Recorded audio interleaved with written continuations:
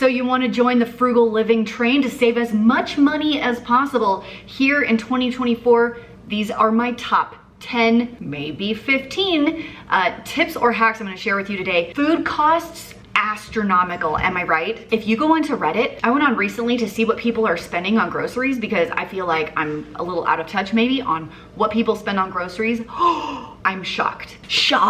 People are spending $1,000, $2,000, $3,000 a month on food. So my number one tip for frugal living to save as much money as possible is you have to eat simple food. Simple food can be very delicious as long as you season it well. I saw this one guy on Reddit saying that he was spending $450 a month only on sandwich ingredients. Granted, he was doing like deli meats and specialty cheeses and he made them like real big, you know, like the deli meats like bigger than my face, which is super yummy, but that's not simple. A PB&J is infinitely more simple. I don't want to demonize any food, especially people who are struggling to pay their food bill. You know those social media people who go around the grocery store and tell you all of the things that you can't buy because there's poison in all of them, including the Costco rotisserie chicken, which by definition is one of the best deals in the grocery store. I'm not going to do that to you. If you need to buy the Kraft singles and you need to buy the Costco chicken, by all means, do it. Cut your energy bill. The AC is set a little too low for me. I'm gonna bump it to 79. And before you get mad at me for having a Nest, it was given to me. It's pretty nice, but I have a teenage son who keeps dumping this down to 74. Freeze is coming. Like a psychopath. You can tell a lot about someone based on the temperature they set their air conditioner to. 74 is psychopathic levels. It could just be me. I tend to run cold, so I like to keep the AC in the summer, like 78, 79, that's perfect for me. And if I get a little sweaty, I can turn on a fan. I can go down to the basement because my basement's like 10 degrees cooler than the rest of the house. And in the winter time, my husband has definitely set the heater to like 67 and I would be huddled in sweatshirts and blankets and beanies in the house.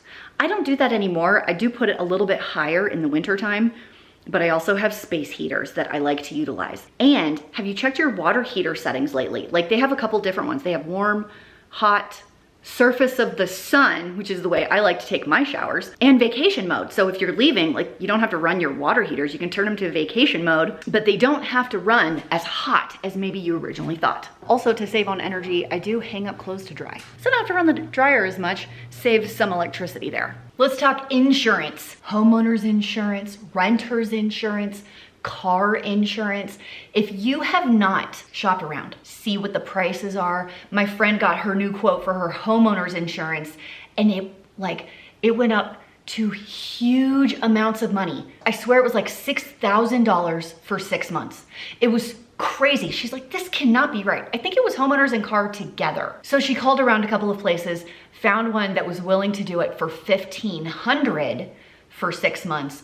Not the $6,000 for 6 months. This is multiple thousands of dollars in savings.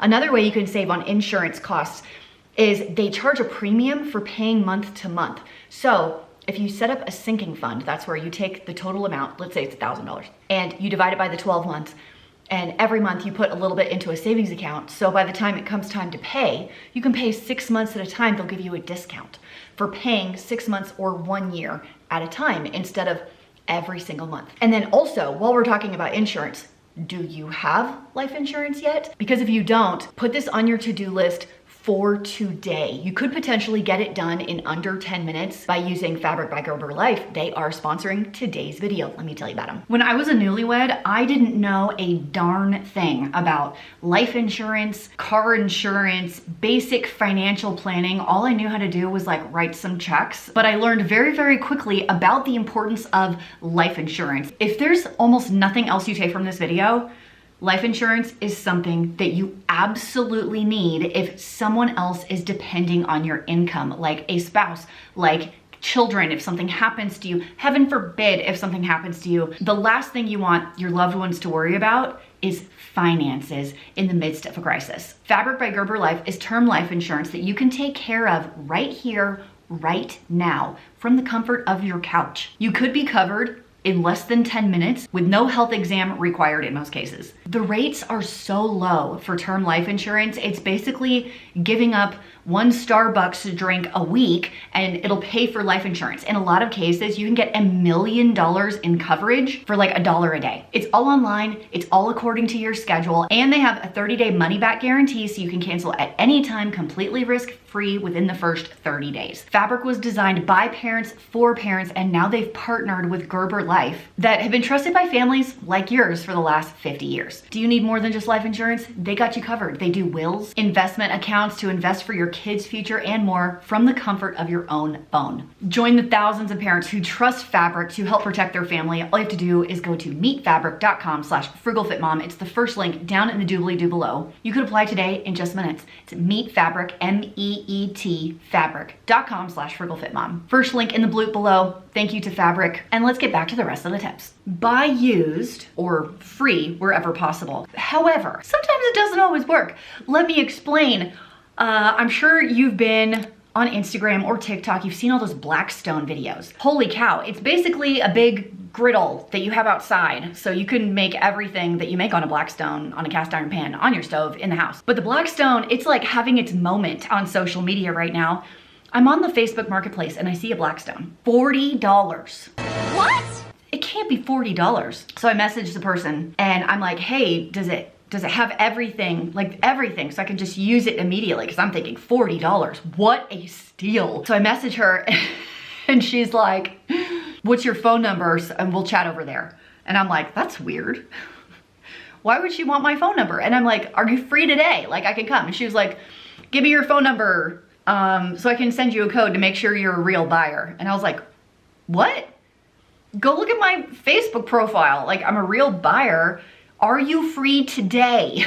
I can come get it today. And she's like, can I send you the code? Yes or no? And I'm like, this feels very weird. By the way, it's a scam. She created her Facebook profile 30 minutes before she posted.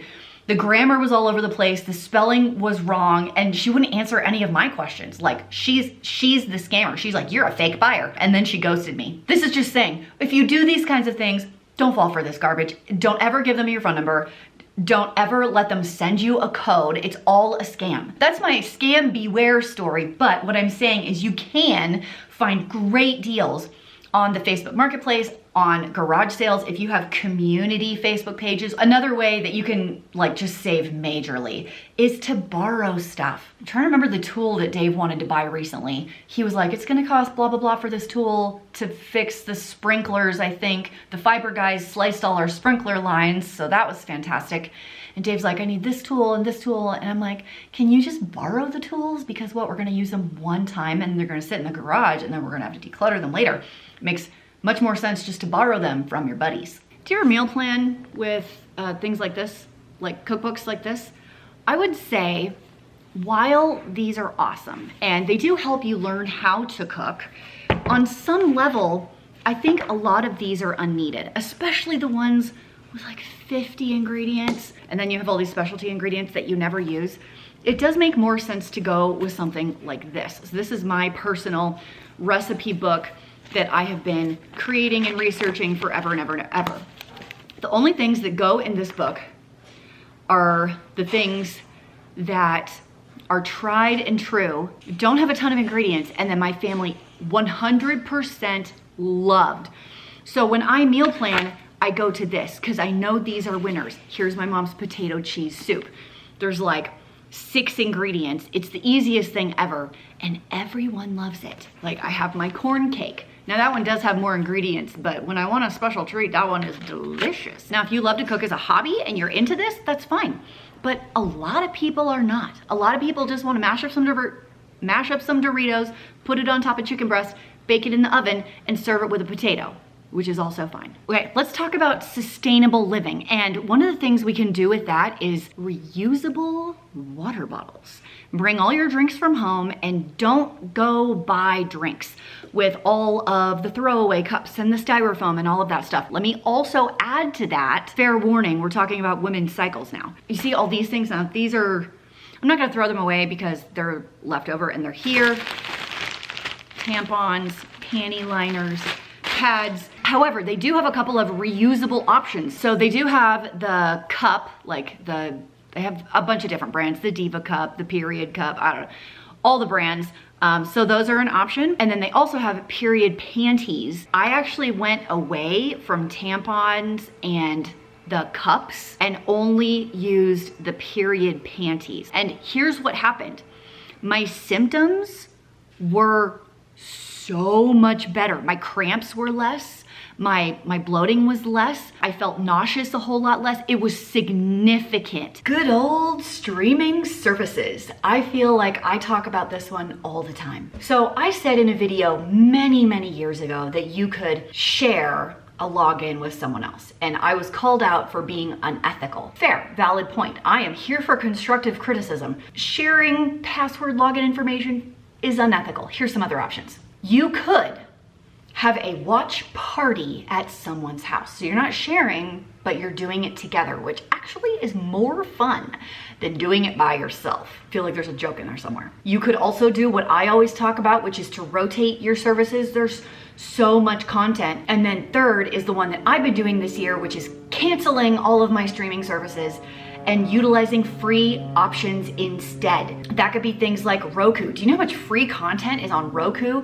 Freevee, Tubi is one of them. Use your local library. Mine has so many TV shows and movies, even on YouTube. Even if you don't pay for YouTube Premium, I don't. You could go on the side under TV and movies and click free for me. They just have free content. Podcasts are free. How about cheaper gas for your car? So number one is you can combine errands, so you're not driving as often. You can carpool with people, so there's less cars on the road, period. You can ride your bike wherever possible. I realize that's not an option for a lot of big cities. And you can hunt the gas deals. I've used Gas Buddy for a decade to find the cheapest gas in my area. So my town actually has horrendously expensive gas. I don't understand it. But the town 10 miles to the south, their gas is 50 cents cheaper a gallon. So I'm gonna hang on as absolutely long as possible until I need to go run an errand, and then I'm gonna add it to my thing. Also, usually paying cash for gas instead of using a card, the gas station will hand over the savings to you. You can save 10 cents a gallon very easily. Also, grocery stores that do gas rewards, I'm looking at you, Kroger. They have 4 times gas rewards on Fridays. You clip the digital coupon, let's say you spend $50, which is a really low grocery bill. Actually, let's say it's $100. Let's say you spend $100 and you use the digital coupon, so you got some really good sales and you found some clearance items, but they're gonna give you 400 gas points, which is 40 cents off a gallon. Do that times 4 weeks in the month. You have significant gas savings. In my membership group, we are doing a challenge right now where we are doing no delivery food. If you want DoorDash, you don't get DoorDash. You can have your food out, but you gotta go pick it up. We're not doing Instacart. You want your groceries, you have to go. Walmart pickup is not the same because you actually have to go there. No food from Amazon delivered to your door. It's too easy. It's too convenient. It's too easy to go bloop, bloopity bloop, and then it shows up on your door and you have to do anything. There's reward with no effort. And usually when you're like, I don't want to drive to McDonald's, so I just won't do the order, is typically what happens. I think you'll be shocked if you just eliminate delivery food from your life and force yourself to go pick it up. Also, if you want more info on my membership group, I've got that down below in the description box. When it comes to investing in purchases, I like to use the $1 rule. Let me explain. When you buy something, you have to think about how many times are you going to use this tool? The things you buy should be tools in your life. And you want to basically come down to $1 or less per use. This is my Solomon running vest. I did get it on sale. This thing is so expensive. I think it's $150 normally, which is but I got it for half off or something. I got it for like $80. And I wear it every time I go hiking or trail running. And I got it a year and a half ago. So in the last 18 months, have I used this 80 times? Not yet, but I'm still using it. I use it often. So by the time it's worn out, it looks brand new basically, just throw it in the wash. Will I get to the point where I've used it 80 or more times before it's time to get rid of it or let go of it? And the answer is yes, which means it fits the $1 per use rule, $1 or less. Now, talking about buying nice things, we could also say you need to get rid of some things and then add some things in your life. The getting rid of is look at the things in your life that are nice. They're nice to have. We'll call them wants. Coffee out at Starbucks, getting your hair cut at a salon, the manicure, the massage. You eliminate some of these items, you can then start focusing your time on the add-in items. And the add-in items are more money. We're gonna add in more money. And also, now that you have more time, you can focus on a side hustle, a passion that could earn you money.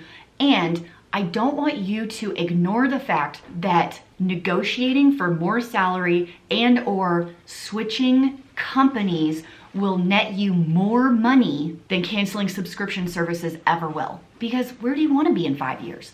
Where do you want to be in 7 years? Where do you want to be in 2 years? Do you want to be where you are right now? Or do you want to have more money in the bank account? Do you want to be more content with your life?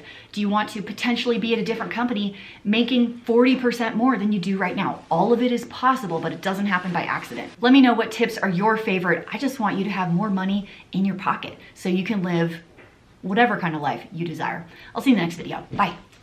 So I'm helping my mom declutter her office, and in the process we found a stack of gift cards. And I'm like, Mom, are these expired? Is there even money on these? And she's like, I don't know. There's a Chili's gift card. And the gift card is so old, you can't check online because it's one of the gift cards that doesn't even have a pin on it. And to check online, you need a pin. So I go into Chili's, which is not close to me, by the way. Chili's was like the it spot when I was in high school. Do you guys remember that? I want my baby back, baby back, baby back. I listen to that jingle all the time. Chili's was the place to go. It was the place to be. I had my favorite orders. It still remains the best chocolate molten cake I've pretty much ever had. Kicks the pants off of Applebee's, regardless. I'm with Dave, we're by a Chili's, I have the gift card, and I'm like, let's go into Chili's, let's see if there's even money on it. So we go in, and I ask the hostess, can you check this gift card, see if there's anything on it? She runs back to check with the bartender. There's $10. I look at the menu. To be fair, I haven't been to a Chili's in like 4 years or longer. We always get the old timer with cheese and the fries extra crispy, thank you very much. I looked at the burgers and my heart skipped 5 beats because the burgers are like $15 to $17. And I understand why it's expensive. Minimum wage has gone up in a lot of places. People want to get paid more. The cost of the food is higher. Like, it all trickles down to the customer, which is us, which I understand, but I can also choose not to go. So Dave and I ended up splitting the fajitas, which was like $23 minus my $10. So it was $13 plus tax and tip. I still didn't get out of there for under $20. Food was pretty good. Their tortillas are fantastic, but it cemented my decision to not eat out at places like Chili's or Applebee's. Like, the food is substandard, but at a very, very high cost. Like, if you went into Chili's and you got 2 burgers and nothing else, you'd be over $30 before tax and tip.